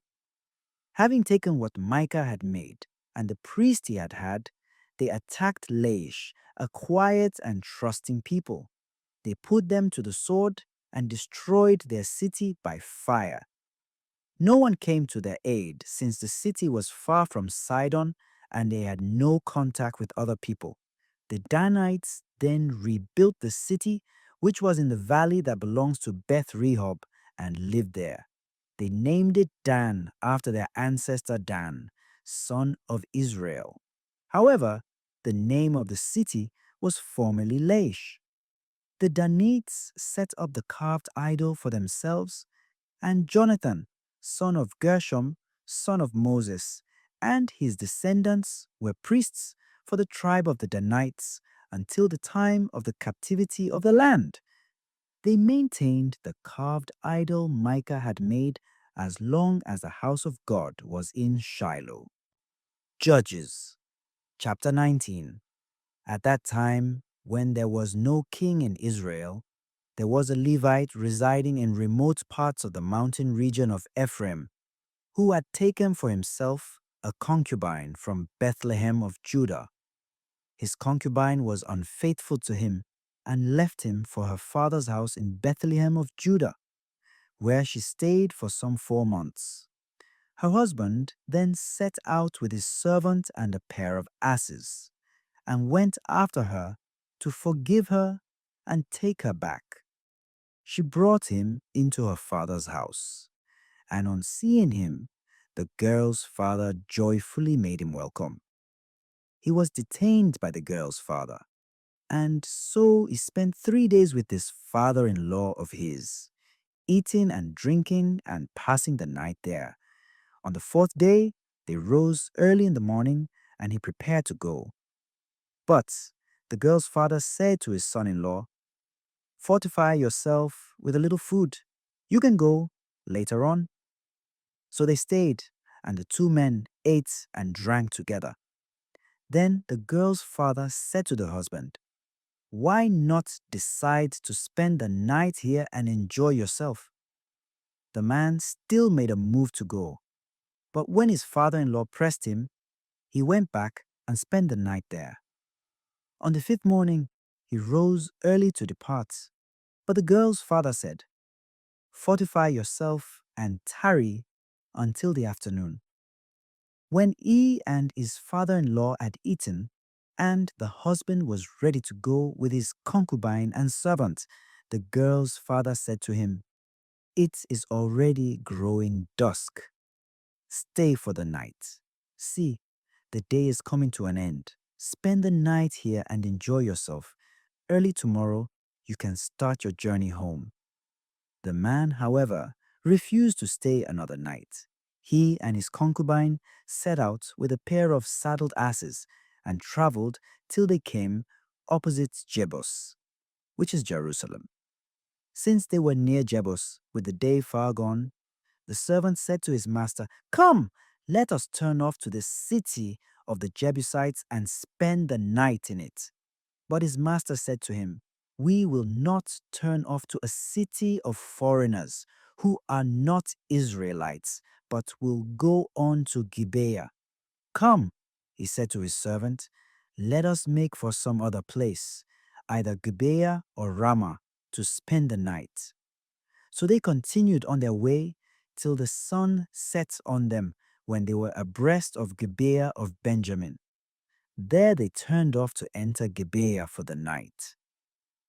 The man waited in the public square of the city he had entered, but no one offered them the shelter of his home for the night. In the evening, however, an old man came from his work in the field. He was from the mountain region of Ephraim, though he lived among the Benjaminite townspeople of Gibeah. When he noticed a traveler in the public square of the city, the old man asked where he was going and whence he had come. He said to him, "We are traveling from Bethlehem of Judah far up into the mountain region of Ephraim, where I belong. I have been to Bethlehem of Judah and am now going back home. But no one has offered us the shelter of his house. We have straw and fodder for our asses, and bread and wine for the woman and myself and for our servant. There is nothing else we need." "You are welcome," the old man said to him, "but let me provide for all your needs, and do not spend the night in the public square." So he led them to his house and provided fodder for the asses. Then they washed their feet and ate and drank. While they were enjoying themselves, the men of the city, who were corrupt, surrounded the house and beat on the door. They said to the old man whose house it was, "Bring out your guests, that we may abuse him." The owner of the house went out to them and said, "No, my brothers, do not be so wicked. Since this man is my guest, do not commit this crime. Rather, let me bring out my maiden daughter or his concubine, ravish them, or do whatever you want with them. But against the man you must not commit this wanton crime." When the men would not listen to his hosts, the husband seized his concubine and thrust her outside to them. They had relations with her and abused her all night until the following dawn, when they let her go. Then, at daybreak, the woman came and collapsed at the entrance of the house in which her husband was a guest, where she lay until the morning. When her husband rose that day and opened the door of the house to start out again on his journey, there lay the woman, his concubine, at the entrance of the house with her hands on the threshold. He said to her, "Come, let us go." But there was no answer. So the man placed her on an ass and started out again for home. On reaching home, he took a knife to the body of his concubine, cut her into 12 pieces, and sent them throughout the territory of Israel. Everyone who saw this said, "Nothing like this has been done or seen from the day the Israelites came up from the land of Egypt to this day. Take note of it and state what you propose to do." Judges chapter 20. So all the Israelites came out as one man, from Dan to Beersheba, and from the land of Gilead, the community was gathered to the Lord at Mizpah. The leaders of all the people and all the tribesmen of Israel, 400,000 foot soldiers who were swordsmen, presented themselves in the assembly of the people of God. Meanwhile, the Benjaminites heard that the Israelites had gone up to Mizpah. The Israelites asked to be told how the crime had taken place. And the Levite, the husband of the murdered woman, testified, "My concubine and I went into Gibeah of Benjamin for the night. But the citizens of Gibeah rose up against me by night and surrounded the house in which I was. Me they attempted to kill, and my concubine they abused so that she died. So I took my concubine and cut her up and sent her through every part of the territory of Israel, because of the monstrous crime they had committed in Israel. Now that you are all here, O Israelites, state what you propose to do." All the people rose as one man to say, "None of us is to leave for his tent or return to his home. Now, as for Gibeah, this is what we will do. We will proceed against it by lot, taking from all the tribe of Israel 10 men for every 100, 100 for every 1,000, 1,000 for every 10,000, and procuring supplies for the soldiers who will go to deal fully and suitably with Gibeah of Benjamin for the crime it committed in Israel. When therefore all the men of Israel without exception were leagued together against the city, the tribes of Israel sent men throughout the tribe of Benjamin to say, "What is this evil which has occurred among you? Now give up these corrupt men of Gibeah, that we may put them to death and thus purge the evil from Israel." But the Benjaminites refused to accede to the demand of their brothers, the Israelites. Instead, the Benjaminites assembled from their other cities to Gibeah to do battle with the Israelites. The number of the Benjaminite swordsmen from the other cities on that occasion was 26,000, in addition to the inhabitants of Gibeah. Included in this total was 700 picked men who were left-handed, every one of them able to sling a stone at a hare without missing. Meanwhile, the other Israelites, who without Benjamin mustered 400,000 swordsmen ready for battle, moved on to Bethel and consulted God. When the Israelites asked who should go first in the attack on the Benjaminites, the Lord said, "Judah shall go first." The next day, the Israelites advanced on Gibeah with their forces. On the day the Israelites drew up in battle array at Gibeah for the combat with Benjamin, the Benjaminites came out of the city and felled 22,000 men of Israel. But though the Israelite soldiers took courage and again drew up for combat in the same place as on the previous day, then the Israelites went up and wept before the Lord until evening. "Shall I again engage my brother Benjamin in battle?"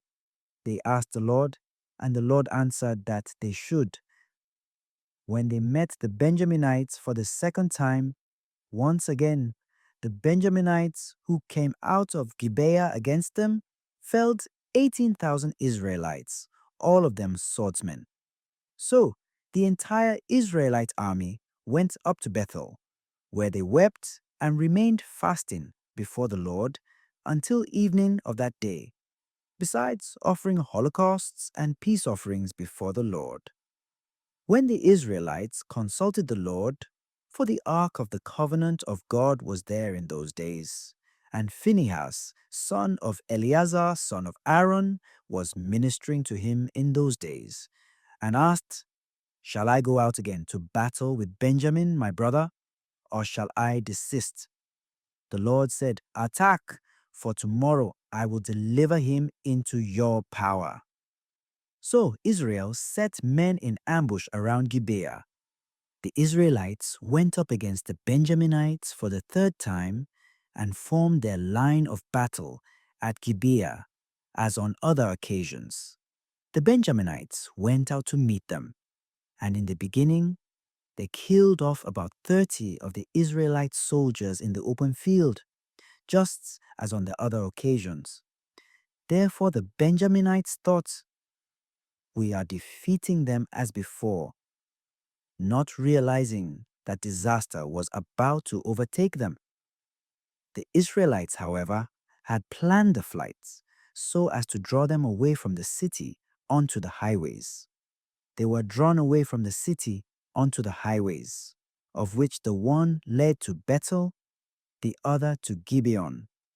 And then all the men of Israel rose from their places.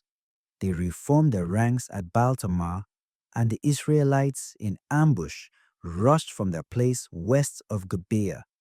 10,000 picked men from all Israel and advanced against the city itself. In a fierce battle, the Lord defeated Benjamin before Israel. And on that day, the Israelites killed 25,100 men of Benjamin, all of them swordsmen.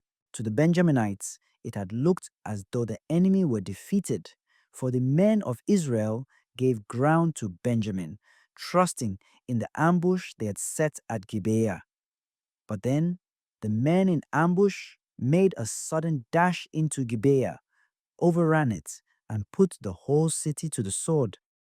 Now the other Israelites had agreed with the men in ambush on a smoke signal they were to send up from the city. And though the men of Benjamin had begun by killing off some 30 of the men of Israel, under the impression that they were defeating them as surely as in the earlier fighting, the Israelites wheeled about to resist as the smoke of the signal column began to rise up from the city. It was when Benjamin looked back and saw the whole city in flames against the sky that the men of Israel wheeled about. Therefore, the men of Benjamin were thrown into confusion, for they realized the disaster that had overtaken them. They retreated before the men of Israel in the direction of the desert, with the fight being pressed against them. In their very midst, meanwhile, those who had been in the city were spreading destruction. The men of Benjamin had been surrounded and were now pursued to a point east of Gibeah, while 18,000 of them fell, warriors to a man. The rest turned and fled through the desert to the rock Rimmon. But on the highways, the Israelites picked off 5,000 men among them, and chasing them up to Gadom, killed another 2,000 of them there. Those of Benjamin who fell on that day were in all 25,000 swordsmen, warriors to a man. But 600 others who turned and fled through the desert reached the rock Rimmon, where they remained for 4 months. The men of Israel withdrew through the territory of the Benjaminites, putting to the sword the inhabitants of the cities, the livestock, and all they chanced upon. Moreover, they destroyed by fire all the cities they came upon. Judges chapter 21. Now the men of Israel had sworn at Mizpah that none of them would give his daughter in marriage to anyone from Benjamin. So the people went to Bethel and remained there before God until evening, raising their voices in bitter lament. They said, "Lord, God of Israel, why has it come to pass in Israel that today one tribe of Israel should be lacking?" Early the next day, the people built an altar there and offered holocausts and peace offerings. Then the Israelites asked, "Are there any among all the tribes of Israel who did not come up to the Lord for the assembly?" For they had taken a solemn oath that anyone who did not go up to the Lord at Mizpah should be put to death without fail. The Israelites were disconsolate over their brother Benjamin, and said, "Today one of the tribes of Israel has been cut off. What can we do about wives for the survivors, since we have sworn by the Lord not to give them any of our daughters in marriage?"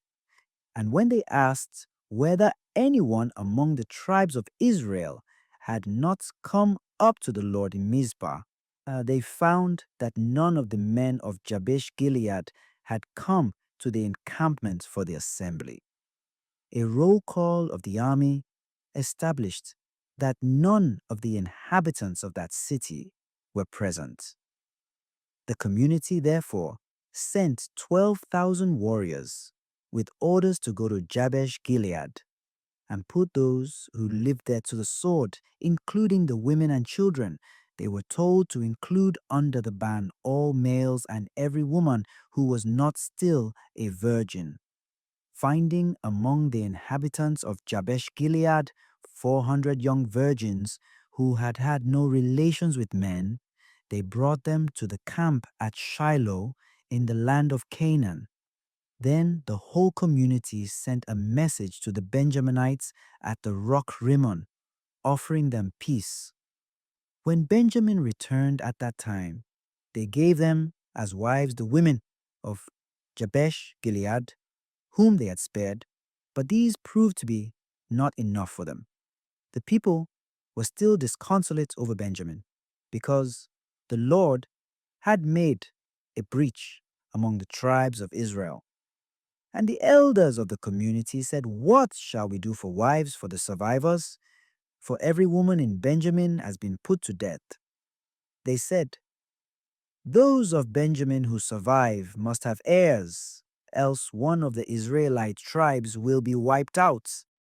Yet we cannot give them any of our daughters in marriage, because the Israelites have sworn, 'Cursed be he who gives a woman to Benjamin.'" Then they thought of the yearly feast of the Lord at Shiloh, north of Bethel, east of the highway that goes up from Bethel to Shechem, and south of Lebonah. And they instructed the Benjaminites, "Go and lie in wait in the vineyards. When you see the girls of Shiloh come out to do their dancing, leave the vineyards, and each of you seize one of the girls of Shiloh for a wife, and go to the land of Benjamin. When their fathers or their brothers come to complain to us, we shall say to them, 'Release them to us as a kindness, since we did not take a woman apiece in the war.' Had you yourselves given them these wives, you would now be guilty." The Benjaminites did this. They carried off a wife for each of them from their raid on the dancers, and went back to their own territory, where they rebuilt and occupied the cities. Also at that time the Israelites dispersed, each of them left for his own heritage in his own clan and tribe. In those days there was no king in Israel. Everyone did what he thought best.